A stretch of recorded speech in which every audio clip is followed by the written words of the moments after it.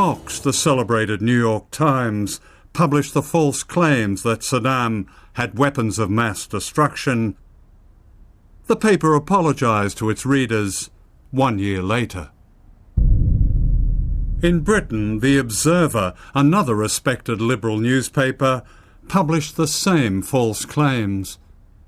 David, you've written about your articles in The Observer in the build-up to the Iraq invasion, that you feel, and I quote you, nauseated, angry and ashamed about what you wrote. What did you mean exactly? It's now, and has been for a number of years, very painfully apparent that the facts that I believed to be true in those articles were not true. They were a pack of lies fed to me by a fairly sophisticated disinformation campaign. But didn't it occur to you that these people were professional liars? I overcame what should have been stronger doubts. I can make no excuses. I should have been more sceptical. I mean, you finished off one of your articles by expressing almost a little editorial at the end, which you wrote that for the West, Iraq was, and I quote, an ideal place to establish a bridgehead. There are occasions in history, you wrote, when the use of force is both right and sensible. This is one of them. I mean, in essence, you were advocating an attack on a defenseless country. That's quite something, isn't it? What has happened, the enormity of what has happened in Iraq is far bigger than, my own embarrassment, my own feelings. And what happened was a crime. It was a crime on a very large scale. Does that make a journalist accomplices? Yeah, broadly. Unwitting, perhaps, but yes. This CBS News special report is part of our continuing coverage of America at War. Here is Dan Rather. For 24 years, the most famous news anchor on American television was Dan Rather. Your own career is remarkable for many things, but one of them in that you have stood up to power.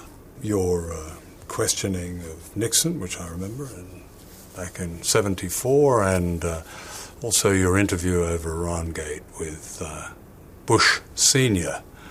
But then later on, you appeared famously on the David Letterman show, which I happened to see, and you said George Bush is the president, he makes the decisions, and as just one American, wherever he wants me to line up, just tell me where and he'll make the call. Why did you say that?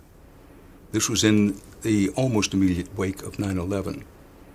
And that's the way I genuinely felt. I was responding as an American citizen in a personal way. And I have said that whether those of us in journalism want to admit it or not, then at least in some small way, fear is present in every newsroom in the country. A fear of losing your job, a fear of the institution, the company you work for going out of business, the fear of being stuck with some label, unpatriotic or otherwise, that you will have with you to your grave and beyond. The fear that there's so much at stake for the country that by doing what you deeply feel is your job will somehow be embarrassed. All of these things go into the mix. But it's very important for me to say, because I firmly believe that I'm not the vice president in charge of excuses, that we shouldn't have excuses. What we should do is take a really good look at that period and learn from it and, suck up our courage. Charles Hanley, who won the Pulitzer Prize for reporting, was in Iraq in January of 2003, and he went to all the sites that had been named by Bush officials as suspicious sites, Al Tuwaitha and Fallujah. He went to every site that had been named by George Bush, Cheney, Rice, Colin Powell, and he found that in every case they were still sealed since 1991 when they had been sealed by UN inspectors. He filed a report on January 18th. It went to every major newsroom in the United States because it's the AP, which goes to every major newsroom in the United States. Got no pickup. No one published it. It didn't fit the script. It got virtually no pickup. It didn't fit the script. We were going to war no matter what. I think that that good media coverage, good journalism that tells truth to power can make a huge, huge difference. So do I think that we would have gone to war if the media had done their job and had challenged not just the lies about weapons of mass destruction, but the lies about how Saddam kicked the inspectors out in 1998 and the whole litany of propaganda that led up to March 20th, 2003, the launch of the war. I think if the media had been challenging that, I think we would not have gone to war. Jeremy Paxman said last year he and the rest of the media had been hoodwinked in the run-up to the invasion of Iraq. Is that something that you would agree with? Well, what I think I would say about that is that clearly we did not realise until much later in the day that the weapons of mass destruction were not there.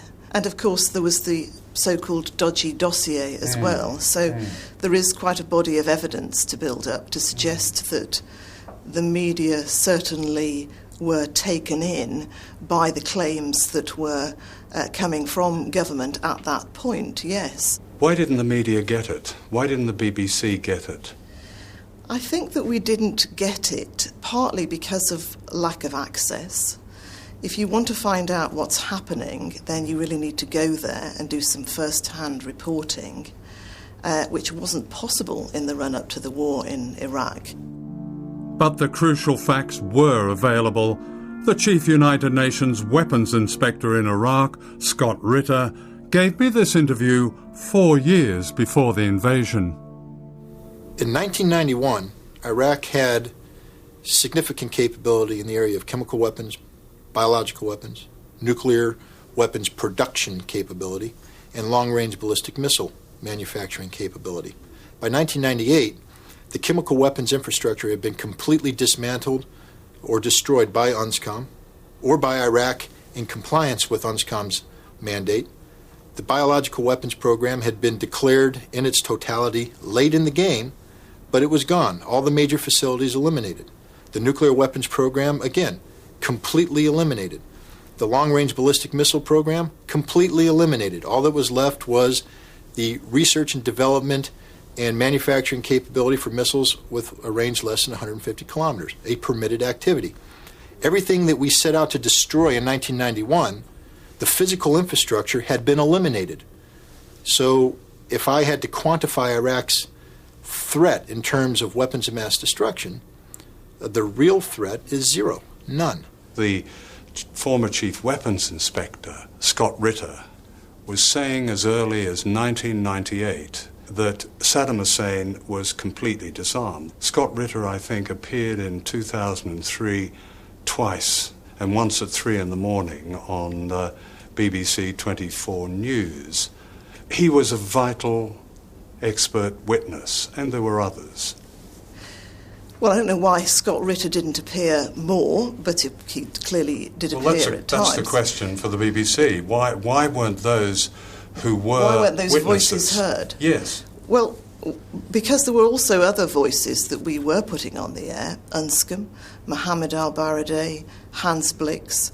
So we were actually listening to those voices. But yeah, I think you've got a good point. You know, why didn't we? It's a question that we asked ourselves afterwards. Why was it that we didn't discover this first, didn't discover the state of Saddam Hussein's weapons of mass destruction? I think what critics of that would say is that the broadcasters, notably the BBC, echoed or amplified the lies told in the run-up to the invasion, rather than investigating itself. What the BBC, though, have a duty to do is to report what governments and their representatives are saying, which we of course did. We were just reporting quite legitimately the claims that people at the time were making. They weren't legitimate claims, though. They were in the mouths of legitimate leaders, though, and therefore we had a duty to report that. But those leaders, both of them you mentioned, Blair and Bush, have long been discredited. I mean, isn't it the BBC's role, as well as reporting what politicians say, to hold power to account? Of course it is. It's the BBC's duty to scrutinise what it is that people say. We're not there to accuse them of lying, though, because that's a judgment. No, that's not being suggested, that you make a judgment. The point is that it appears now that those important journalistic challenges were never made. It's not up to me to make a judgment. We're there to report what their claims are and hold them up to scrutiny and investigate.